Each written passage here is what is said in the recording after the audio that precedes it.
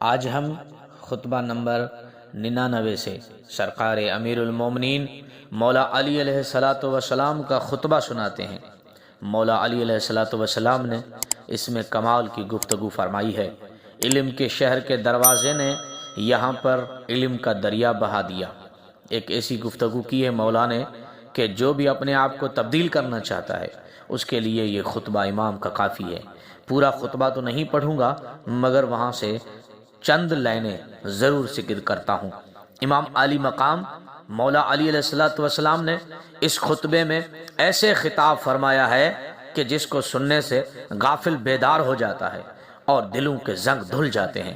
یہ خطاب سوئے ہوئے ضمیر کو ایک مرتبہ پھر سجاگ کر دیتا ہے، اور جن بدنوں نے ابھی تک نیکیوں سے اعمال خیر سے منہ موڑا ہوا ہے وہ آمادہ ہو جائے گا کہ یہ اپنی آخرت کے لیے کچھ کرے۔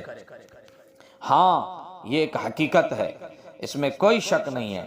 جو بات میں کہنا چاہتا ہوں یہ پوری حقیقت ہے۔ امام علی مقام علیہ الصلوۃ والسلام نے فرمایا، عباد اللہ اوصیکم بالرفع سے لحاظ دنیا، اے اللہ کے بندو میں تمہیں وصیت کرتا ہوں کہ اس دنیا کو چھوڑ دو۔ تو مومنین کرام، چھوڑ دو کا مطلب کیا ہے؟ چھوڑ دو کا مطلب یہ ہے کہ اس پر حریص نہ ہو جاؤ، اس کے لیے اپنے آپ کو فنا نہ کرو، اس کے لیے انتہا کو نہ جاؤ، رشتوں کو پامال نہ کرو، محبتوں کو ٹھیس نہ پہنچاؤ۔ یہ دنیا اس قابل نہیں ہے کہ اس کے لیے انسان انسانیت سے گر جائے۔ بہرحال مولا علی علیہ الصلوۃ والسلام نے فرمایا ہے کہ اس دنیا کو چھوڑ دو۔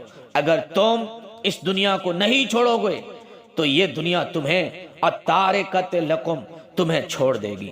امیر المومنین علی علیہ الصلوۃ والسلام نے فرمایا ہے کہ یہ دنیا چھوڑتے ہوئے اس سے کنارہ کرنے سے تمہیں تو دکھ ہوتا ہے، مگر یاد رکھو وَإِن لَّمْ تُحِبُّوا تَرْكَهَا، یاد رکھو تم اگرچہ اس سے جدائی پسند نہ بھی کرو مگر وَالْمُبْلِيَةِ لِأَجْسَامِكُمْ، یہ تمہارے جسموں کو اجاڑ کر رکھ دے گی، یہ تمہارے جسموں کو برباد کر کے رکھ دے گی۔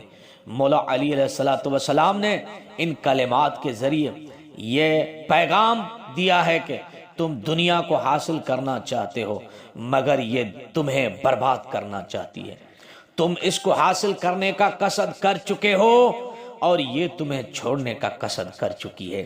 وَإِن كُنتُمْ تُحِبُّونَ تَجْدِيدَهَا، اور اگرچہ تم لاکھ بار اس کی تازگی کی خواہش کرو، تم کچھ نیا کرنا چاہتے ہو، تم بڑا سکون چاہتے ہو، تم ریلیکس ہونا چاہتے ہو، مگر یہ تمہاری بھول ہے، ایسا نہیں ہوگا، کبھی بھی نہیں ہوگا۔ میرے مولا نے اس انسان اور اس دنیا کے اوپر مثال پیش کی ہے۔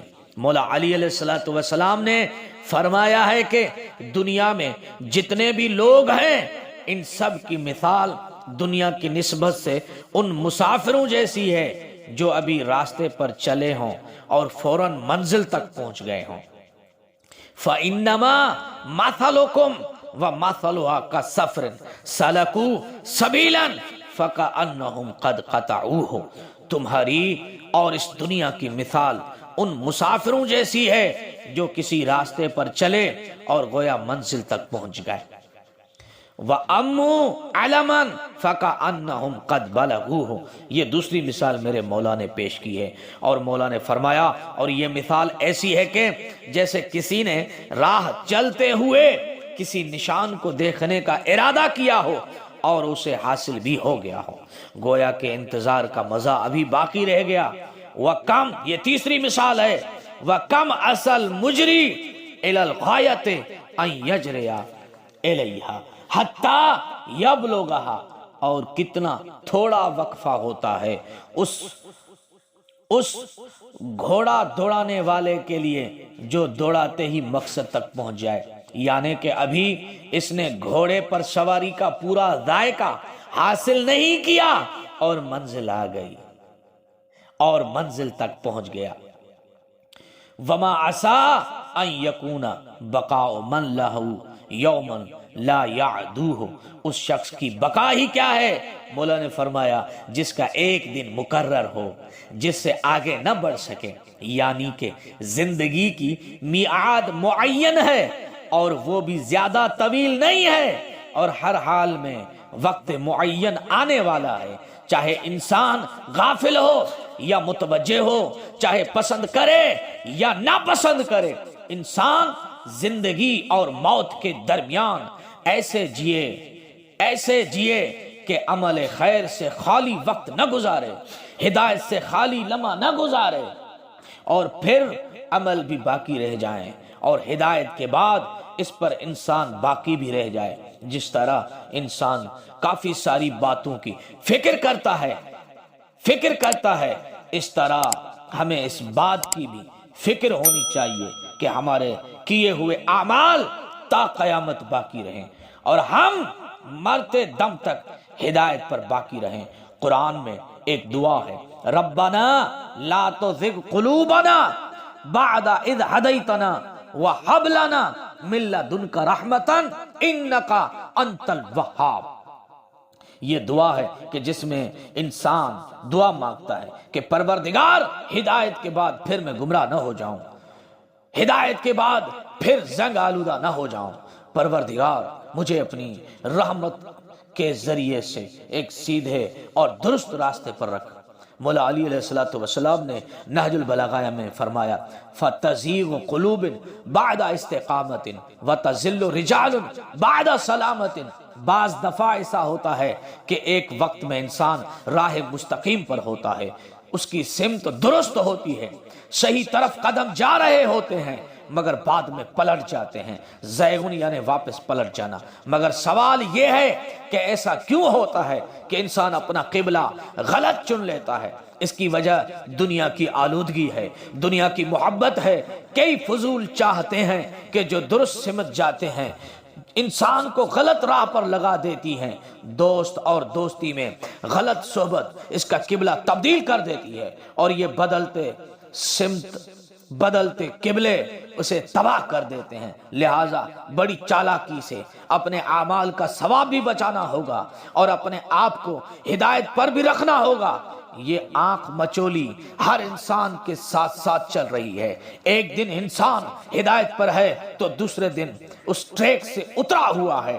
مولا نے فرمایا فلا تنافسوا فی عز الدنیا و فخرها، خبردار دنیا کی عزت اور اس کی سربلندی میں مقابلہ نہ کرنا، جبکہ اس مقابلے کی بازار گرم ہے۔ ہر ایک چاہتا ہے کہ میں دوسرے سے آگے نکل جاؤں، میرے کپڑے، میرا گھر، میرا سب کچھ دوسرے سے کئی گنا زیادہ ہونا چاہیے۔ انسان سوچے تو یہ چیزیں مقابلے کے لائق نہیں ہیں، کبھی بھی نہیں ہیں۔ اگر کوئی کسی سے مقابلہ کا ارادہ رکھتا ہے تو نیک کاموں کو بجا لانے میں مقابلہ کرے، فرض نبھانے میں مقابلہ کرے، آخرت کو سنوارنے میں مقابلہ کرے۔ یہ وہ مقابلے ہیں کہ جن کا رزلٹ یہ ہے کہ اللہ تعالیٰ اور اس کا رسول اور اہل بیت کی رضامندی ملتی ہے۔ یہ رضامندی تمام نعمتوں سے بالا تر ہوتی ہے۔ فَإِنَّ عِزَّهَا وَفَخْرَهَا إِلَىٰ انْقِطَاعٍ۔ میرے مولا نے یہ بھی ارشاد فرمایا کہ تحقیق دنیا کے عزت اور سربلندی ختم ہو جانے والی ہے۔ اگر آپ اپنے علاقے پر نظر دوڑائیں گے تو بہت ساری مثالوں کو آپ ڈھونڈ نکال لائیں گے کہ کتنے امیر تھے کہ اب مفلس ہو چکے، غریب ہو چکے، بھکاری ہو چکے، اور دولت، شہرت، طاقت اور وڈیرہ سرداریت گنوا چکے ہیں، اور کتنے ہی غریب حقیر امیر ہو چکے ہیں۔ وَكُلُّ مُدَّةٍ فِيهَا إِلَىٰ انتہاءٍ وَكُلُّ حَيٍّ فِيهَا إِلَىٰ فَنَاءٍ۔ مولا نے فرمایا اور اس دنیا میں ہر مدت کی ایک انتہا ہے، ہر زندہ کے لیے ایک فنا ہے۔ اور مولا نے یہ بھی ارشاد فرمایا أَوَلَيْسَ لَكُمْ فِي آثَارِ الْأَوَّلِينَ مُزْدَجَرٌ۔ کیا تمہارے لیے گزشتہ لوگوں کے آثار میں سامان ہدایت نہیں ہے؟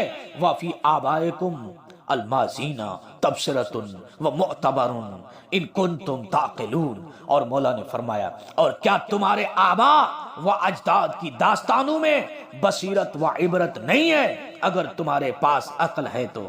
امام علی مقام حضرت امیر المومنین علی ابن ابی طالب علیہ السلام نے مزید فرمایا ہے کہ جو بھی اس دنیا سے گیا ہے وہ واپس نہیں آیا، اور جو بعد میں آ رہا ہے وہ یہاں رہ نہیں پاتا۔ ہر انسان مختلف حالات میں صبح و شام کر رہا ہے۔ کوئی انسان میتن یبقا مر گیا ہے، اس پر رویا جا رہا ہے، تو کوئی انسان یعزا زندہ ہے تو اسے پرسا دیا جا رہا ہے۔ کوئی بیماری کے بستر پر ہے تو دوسرا اس کی عیادت کر رہا ہے۔ اللہ کرے عیادت بھی ہو رہی ہو۔ اس معاشرے میں جس میں ہر طرف عناد ہے، دشمنی ہے، نفرت ہی نفرت دکھائی دے رہی ہے، اس میں کون کس کی عیادت کرتا ہے؟ اور مولا نے یہ بھی فرمایا اور کوئی انسان عائد یعود جان سے جا رہا ہے، معاشرہ گواہ ہے، سماج گواہ ہے کہ اگر کوئی مرنے والا جو ابھی زندگی اور موت کی کشمکش میں ہو، اس کی موت واقع ہونے میں دیر ہو رہی ہو، تو اس کے پیارے، اس سے پیار کرنے والے بھی کچھ ایسا کرنا چاہتے ہیں کہ اب انا للہ و انا الیہ راجعون ہو جائے، تاکہ اس کی بھی جان چھوٹ جائے اور ہم بھی آزاد ہو جائیں۔ اب علاج کراتے ہوئے تھک گئے ہیں، ہمارا کاروبار بند ہے، ہمارا کاروبار بند پڑا ہے، نوکری ہے، مسئلہ ہے، بہت سے مسائل ہیں جنہیں انجام دینا ہے، یہ سارے اسباب گنوائے جاتے ہیں۔ نتیجہ گفتگو کا یہ نکلا عزیزوں کہ یہ دنیا مقصد عمل نہیں ہے بلکہ میدان عمل ہے۔ انسان اس دنیا سے دولت جمع کرے مگر خزانوں کی زینت بنانے کے لیے نہیں، بلکہ اس سے استفادہ کرنے کے لیے، تاکہ آخرت میں کوئی وبال کھڑا نہ ہو جائے۔ کتاب تجلیات حکمت میں آیا ہے کہ امام علی مقام مولا علی علیہ السلام نے فرمایا ہے کہ دولت کا بہترین استعمال یہ ہے کہ اس کے ذریعے رشتہ داروں کی مدد کی جائے اور بہترین مہمان نوازی کی جائے۔ امیر المومنین علی علیہ السلام نے ارشاد فرمایا ہے کہ بہت بڑی سخاوت یہ ہے کہ انسان اپنی دولت سے شرافتوں، بزرگیوں کی بنیاد رکھے اور مقروض لوگوں کا قرض ادا کرے۔